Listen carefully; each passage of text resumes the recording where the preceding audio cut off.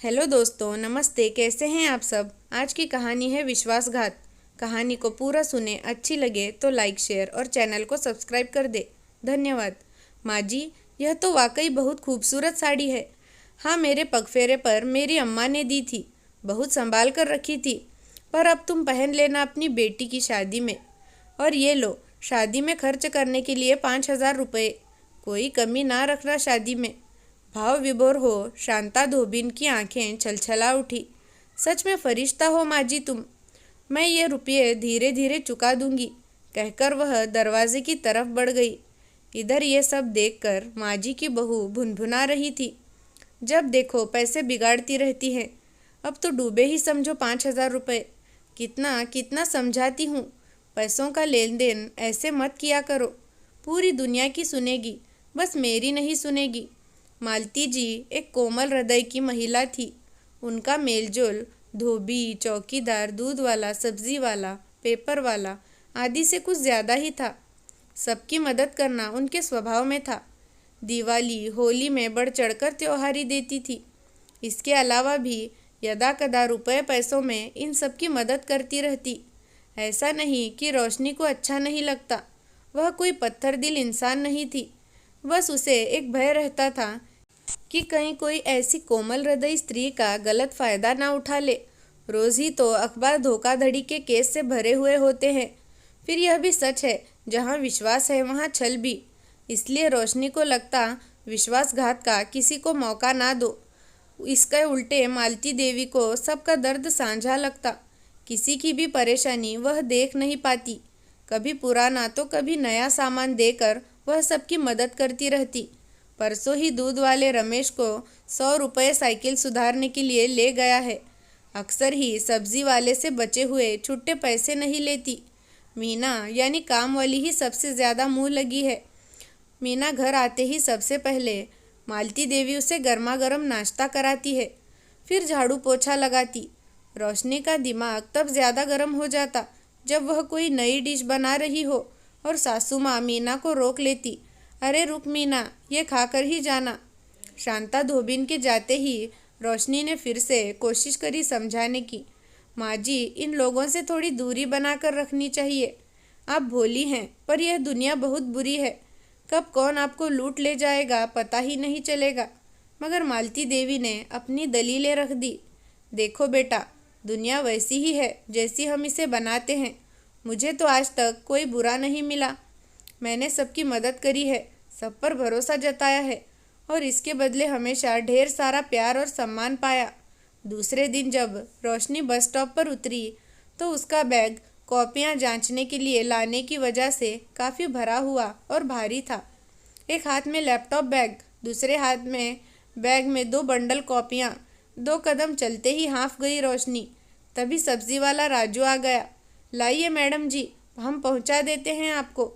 उसने एक बैग ले लिया। अरे रहने दो, मैं उठा लूँगी। ऐसे कैसे मेम साहब, अम्मा बहुत ही अच्छी है। अम्मा जी इतना करती है हमारे लिए, तो हमारा भी कुछ तो फ़र्ज़ बनता है कि नहीं। अभी 2 महीने पहले ही हमारी मेहरारू अस्पताल में थी। अम्मा जी ने तुरंत ही हमें 7,000 रुपये दे दिए और मेरी बीवी और मुन्ने की जान बचा ली। आंखें के कोर पोंछता हुआ राजू बहुत कृतज्ञ लग रहा था। रोशनी को तो ये बात पता ही ना थी, मगर जब सब्जी वाले भैया ने बताया तो वह यह सोचकर सिहर उठी कि अगर समय पर मदद नहीं मिली होती तो माँ बच्चे के जीवन को कितना खतरा हो जाता। उसका दिल माँ जी के लिए प्यार व सम्मान से भर गया। घर पहुँची तो ये क्या, पूरा घर गंदा पड़ा था। भीगे कपड़े वॉश एरिया में बदबू मार रहे थे और सिंक रात के बर्तनों से अभी भरा था। उसको देखते ही माँ जी मायूस होकर बोली, आज मीना नहीं आई। रोशनी ने तुरंत उसे फ़ोन लगाया, मगर उसका फ़ोन तो नेटवर्क क्षेत्र से बाहर है। उसने फिर फ़ोन लगाया तो इस बार घंटी जा रही थी, पर फ़ोन नहीं उठाया। हो सकता है बीमार हो। रोशनी तुरंत घर के कामों को समेटने में लग गई। दूसरे दिन भी फ़ोन लगाया, मगर मीना का कुछ अता पता ही ना चला। माँ जी का लटका मुँह देखकर अब रोशनी का दिल बैठा जा रहा था। वह भी बिना बताए उसने कभी इतनी छुट्टी नहीं की थी, पर इधर अब 4 दिन होने को आए थे। ना कोई फ़ोन, ना कोई सूचना। उसने पड़ोस में रहने वाली शर्मा भाभी से बात की तो एक अलग ही खबर पता चली। घबराकर उसने माँ जी को सब कुछ सच सच बताने के लिए कहा। तब जाकर माँ जी ने मुंह खोला। मीना ने अपनी शादी तय होने के बारे में मुझे बताया था, मगर वह तो अगले महीने का बोल रही थी और सामान खरीदने के लिए मैंने उसे 12,000 रुपये दिए हैं। ओ माँ जी, ये क्या किया आपने? कम से कम हमसे बात तो कर लेती। रोशनी को एक तरफ गुस्सा और दूसरी तरफ अफसोस था। लोगों से उड़ती उड़ती खबर उसने सुनी थी, वो ये है कि मीना मुंबई चली गई है। उसे सीरियल देखने का शौक था, एक्टिंग का भूत उसके सर पर सवार था। बस इधर उधर से पैसे जोड़े और निकल गई किस्मत आजमाने मुंबई। माँ जी अब गुमसुम हुआ उदास रहने लगी थी। नई बाई शीला के साथ उनका व्यवहार बिल्कुल बदल गया था। ना उसे नाश्ते के लिए पूछती और ना ही उससे बात करती। उनका विश्वास चला गया था।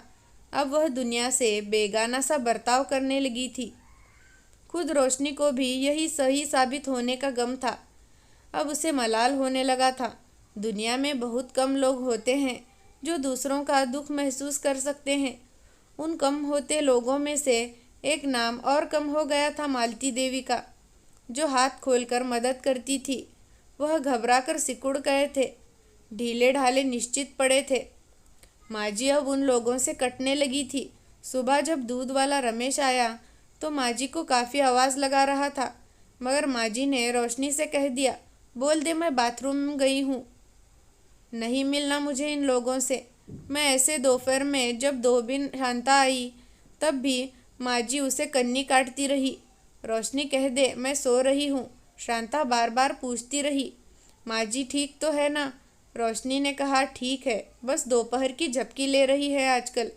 रोशनी से अब उनकी हालत देखी नहीं जाती। वह बार बार प्रार्थना करती कि माँ जी का विश्वास फिर से स्थापित हो जाए, मगर मीना ने गहरा घाव दिया था। ना सिर्फ झूठ बोला बल्कि पैसों से भी छला था। इस बात को लगभग 1 महीना भी हो गया था।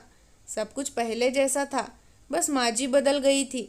सबने हंसने मुस्कुराने वाली, सबका दुख दर्द जानकर सुनकर तुरंत मदद का हाथ बढ़ाने वाली, सबसे कटी कटी रहने लगी थी। आज जब रोशनी घर में घुसी तो माँ जी बहुत खुश थी और वह बच्चों सी उछल रही थी। देखा बहू, मैं ना कहती थी दुनिया बुरी नहीं है। मीना ने यह पत्र भेजा है और एक चेक भी दिया है 12,000 रुपये का। सच माँ जी, खुद ही पढ़ लो। प्रणाम माँ जी, आपकी वजह से मैं अपने भाई का कैंसर का इलाज यहाँ मुंबई में करवा पाई। आपको जानकर खुशी होगी कि अब मैं सीरियल में भी काम करने लगी हूँ। मुझे छोटे मोटे रोल मिलने लगे हैं। मैंने इतना पैसा जोड़ लिया कि अब मैं आपका कर्ज उतार सकती हूँ, इसलिए आपको चेक भेज रही हूँ। जल्दी जल्दी आना पड़ा, इस वजह से आपको बता नहीं पाई। यहाँ आकर इतना उलझ गई कि 1 महीने में दुनिया से कट गई। माँ जी सच मानो, आप जैसे लोगों की इस दुनिया में बहुत ज़रूरत है, दूसरों का दुख महसूस करने वालों की। आपकी मीना। चेक माँ जी को थमाकर रोशनी ने पत्र अपनी अलमारी में छुपा दिया। माँ जी भले ही ना पहचाने, उसके पति तो उसकी लिखाई पहचानते हैं। दूसरे दिन सुबह जब रोशनी उठी तो पेपर वाले की हंसी और माँ जी का उच्च स्वर उसके कानों में गूंज रहा था। माँ जी उससे कह रही थी, क्या बार बार अपनी खटारा साइकिल सुधारता रहता है? नई ले ले, कुछ मदद मैं कर दूंगी। रोशनी पुरानी माँ जी को पाकर खुश थी। वह क्यों लोगों से कटे या शर्मिंदा हो? लज्जा तो उन्हें आनी चाहिए जो किसी के विश्वास को तोड़ते हैं। और अब माँ जी ने भी सबक सीख लिया था और अभी थोड़ी सावधानी रखने लगी थी और अब बिना रोशनी की सलाह के पैसों का लेन देन किसी से नहीं करती। दोस्तों, कहानी कैसी लगी कमेंट करके ज़रूर बताना। अच्छी लगी हो तो लाइक शेयर और चैनल को सब्सक्राइब कर देना। धन्यवाद।